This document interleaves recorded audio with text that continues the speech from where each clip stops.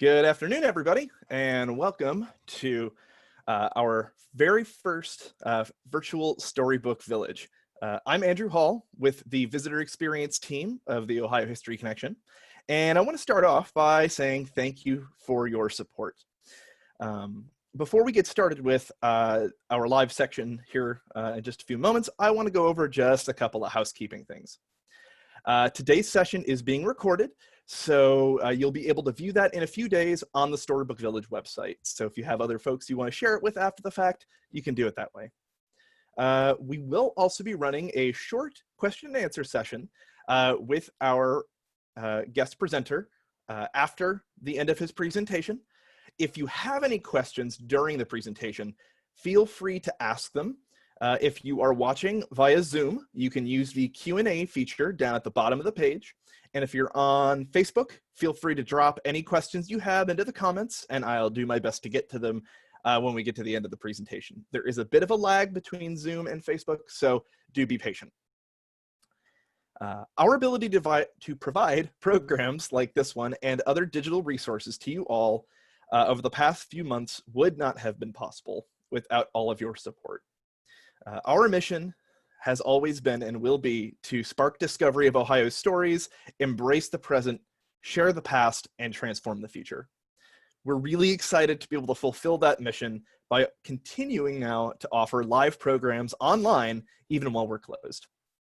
I want to give a special thanks to John, who's our special presenter today, for his time this afternoon.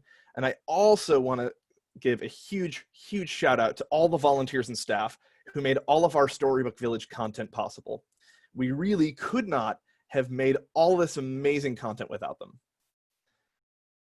I will also just give you one quick comment to not forget to visit ohiohistory.org/storybook once you're done with our segment here to view all sorts of really great videos and do some activities that are all our best attempt to bring the amazing experience of Storybook Village right to your home. I'm going to go ahead and hand things off to John, so have fun, and we'll get to some questions after that. Hi, everyone. My name is John Jervich, and you can call me Mr. J. I am the host of a series called Drawing with Mr. J, available at wosu.org. So you can check out all of our episodes on there, where we've got funny drawing prompts and some really great conversations that center around those drawing prompts. And I hope you will check it out. And today, as we're drawing, we do have some of our social media presence, as well as the hashtag Drawing with Mr. J, if you want to share your drawings as well. So, Storybook Village, right? These great stories that we've always loved. Let's maybe illustrate some characters that we could use to illustrate our favorite stories or come up with our own. And I believe that everything in our world is made up of simple shapes. So let's start with some simple shapes. Now, if we need some characters, let's start with some people first. Okay, and we'll do some practice drawing so that later you can go out and you could design an entire book if you wanted to, or illustrate your favorite stories for a friend. So maybe let's draw ourselves first. I think that'd be a great way to start. So what shape is my head? Maybe like a circle? Let's go with a circle. All right, so if we start with a circle, all right, and then our body, kind of like a rectangle. Let's go with rectangle or a square. All right. Now, if you want to draw your person wearing maybe a skirt, this is where you'll stop. So we've got our circle and our square. And if you want to add a skirt onto your person, or if you're drawing yourself, you would draw down, down, and over. All right. Okay. Now, legs, rectangles. Do you kind of see a continuing theme here? So we've got a rectangle and a rectangle. And over here on this person, a rectangle and a rectangle. All right. Arms. Rectangles. So here we go again. Ooh, these rectangles are up. The person's very excited. All right. Hands and feet. Now you can make these as complicated as you want, but I usually just do a little bump and I go bump. Making the sound effect really seems to help. So maybe here we do a little boom, boom. Same thing for the hands. Boom, boom. Now, could you go back and add every finger? Sure. I'm not going to. I'm going to keep it simple like this. Same thing here. Boom, boom, boom, boom. All right. Now some details. Because right now these people could be anyone really, right? So let's add in some details. How about ears? Your ears, are they up on top of your head? No, that would be very odd. That would be like a bear, right? And they're not down here. They're actually right in the middle. So let's add an ear here and an ear here. And how about over here too? Ear and an ear. Now, how about hair? Now for me, my hair would kind of go up like this, right? Maybe this person's hair is a little more curly, right?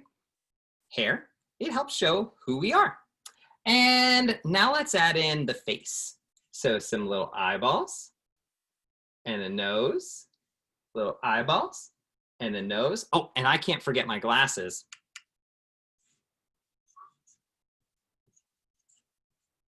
Now, on Drawing with Mr. J, we talk a lot about emotions and feelings. And a lot of those emotions and feelings show up in our face. And if you think about it, whenever you're reading some of your favorite fairy tales or your storybooks, a lot of the illustrations show a wide variety, a ton of different emotions.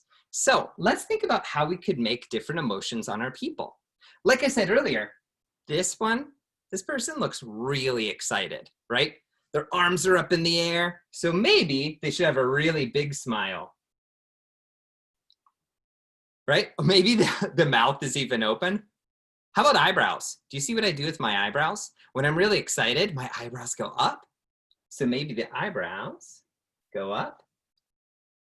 Excited person. Maybe I'm feeling a little nervous or a little scared. Think about what your eyebrows and your mouth do, right? For happy, it's really big and open. For sad, what does your lip do? Kind of turns down, doesn't it? What about angry?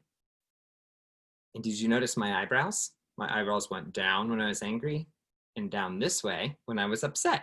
So maybe maybe I'm a little nervous. Does that look like a little nervous Mr. J, right?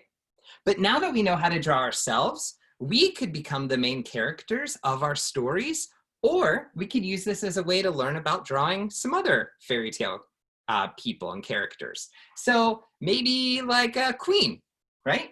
We could start with, again, a circle head. We could go through the steps to draw the body. Now, what about a crown? Oh, like zigzags? So maybe we could add a zigzag crown, right? And then maybe some hair. Maybe her hair goes up like this, behind her crown. And then her face. That looks like a very kind queen, doesn't it? Or almost a princess. Look, I put a little jewel on her crown. Or maybe a wizard. Should we do a wizard? All right, so we can do a circle head. And then what kind of shape is a wizard's hat? Oh, like a triangle, right? Oh, I guess kind of like my hair is going. All right, so we can add on a wizard's hat. And then, oh, a beard. Yeah. And a little smile. He's a kind wizard. I'm really into the kind characters, have you noticed, right? So this is a way that we could create lots of different storybook characters for you to, again, illustrate some of your favorite stories or come up with your own new ones. I was actually thinking that one of my favorite stories as a kid was Puss in Boots, the story of the cat that's wearing, well, boots, right? And I could start very much the same way. We could have a circle head and a square body and legs, arms. Now, what shape are a cat's ears, triangles. Triangle ears, and a tail, eyeballs, nose, and a mouth. It's a very happy Puss in Boots. Now, wait, I'm missing something. Boots. All right, so here are the cat's boots. Now this cat's ready for an adventure. So if you want to maybe draw something like dragons or unicorns, guess what? If you visit wosu.org/Mr. J, on there, I have a couple of videos. One where we draw a dragon breathing something other than fire. So maybe a kind dragon that blows bubbles or blows kisses, or it could blow anything. So you could draw dragons along with me. And then another one we have is a unicorn with personality, right? Like what kind of personality does this unicorn have?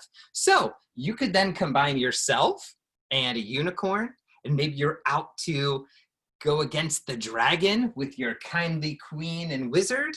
It'll be up to you and how you try to bring all of these different characters together. But remember, it's important in our illustrations to include lots of different emotions. Think about how your characters are feeling as they go through these adventures together. I'm really excited to see what you come up with. So be sure to share them on Twitter with @OhioHistory or @WSU_classroom, or on Instagram @OhioHistory and @WOSU classroom.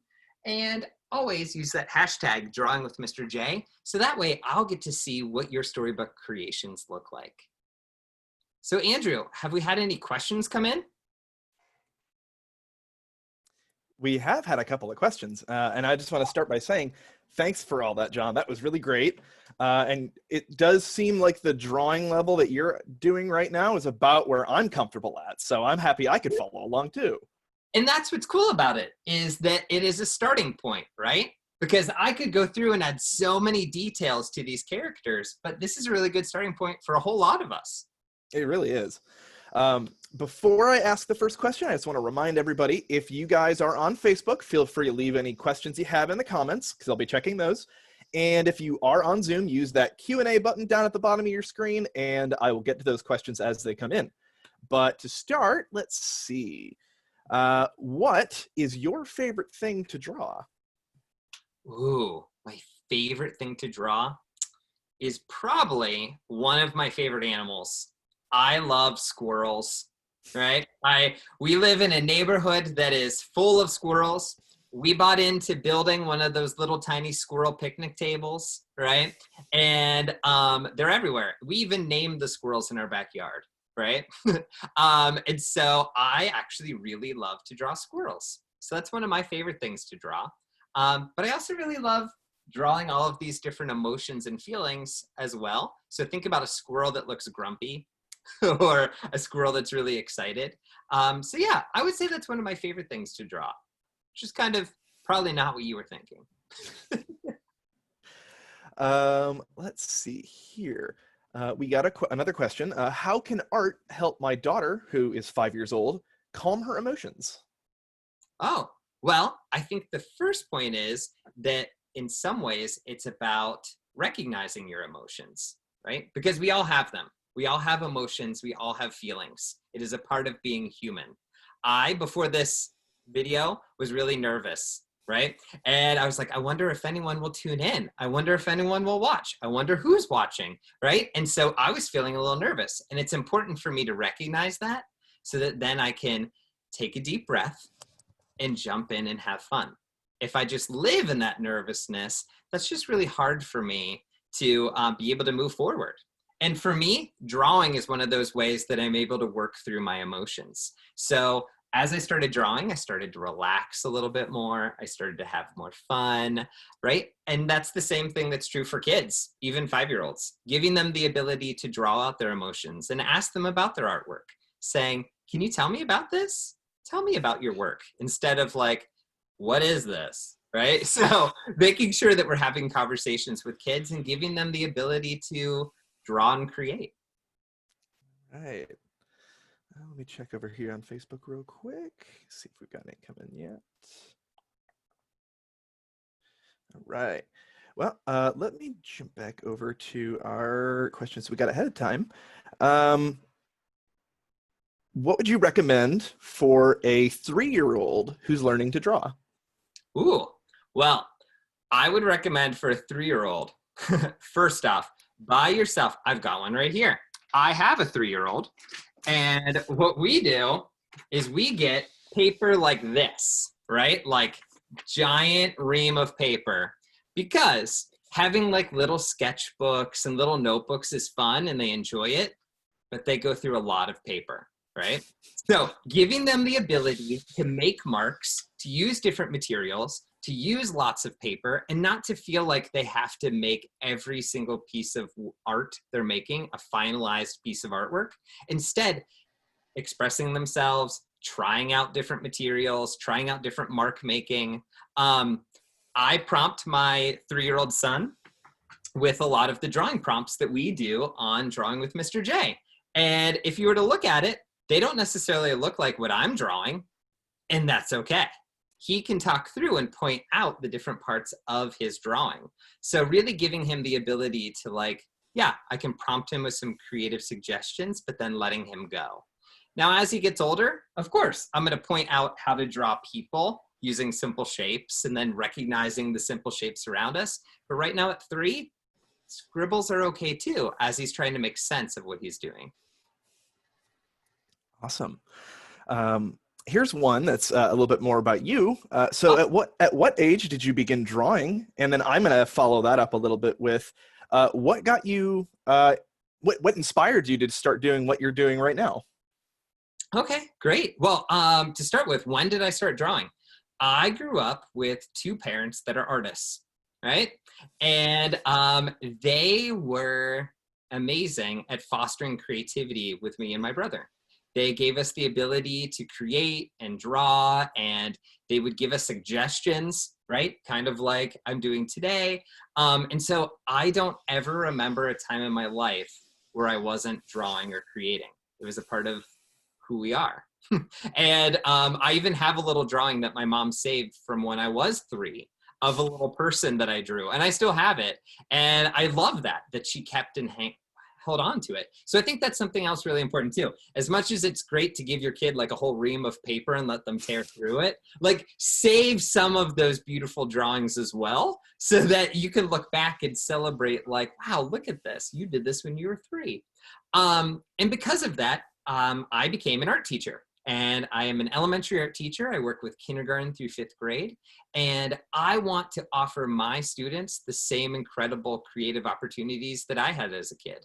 Because I know not everyone has parents that move all the furniture out of their living room and lets them paint on the floor, right? Like that's not necessarily what everyone has, but I'm excited to be able to offer those opportunities up to other kids. And as a teacher, to answer your follow-up question, I think it's really important that we talk to our kids about their emotions and about their feelings. And I believe that art is an incredible way to do that, to start the conversation, because that's what this is. If a kid draws something like this is a start of a conversation about how they're feeling and what they're doing. And as someone that works with kids every day, I think that that's an important part of my role. And I'm excited to be able to do that with Drawing with Mr. J, to be able to begin starting those conversations with kids and their teachers and their parents. I love all of that. And it kind of puts things into perspective, because there have been times when I've looked through all of the things that my parents kept when I was younger, looking at the drawings and going, ooh, why did I draw that? But it's an interesting way to think about it, of it's a state of growth, and kind of helps you realize where you were at the time. I love that idea. Yeah. It does not seem like we have any other questions at the moment. So, John, is there anything you'd like to say in conclusion? No, I just hope that everyone will give a moment to check out wosu.org/Mr. J, and check out some of our videos. There are 6 videos up right now, and each of those videos comes with a companion guide that are that teachers can use, that parents can use, that have conversations about each of the emotions and feelings we talk about in each video, as well as some book resources to check out, as well as some other activities that can be an extension. So each video, which is only about like 3.5 minutes long, is again supposed to be the start of a broader conversation that we have with our kids. So I hope that everyone will give it a try out. And also please share with us your drawings that, are sparked by today's ideas. All right, awesome. So everybody, thank you so much for joining us today for this really fun opportunity. And don't forget that Storybook Village Virtual Edition is live right now on our website at Storybook. Sorry, it's ohiohistory.org/storybook, where you can find all sorts of fun videos that will our attempt to share our characters that we normally would have done in person with you at home. There are lots of fun activities, links to all of our friends and partners out there who have awesome stay-at-home content. And this video, as well as the couple others that we did earlier today, will be up on that website in a few days as well. So thanks everybody for coming out, and I hope you have a good day. Bye everybody.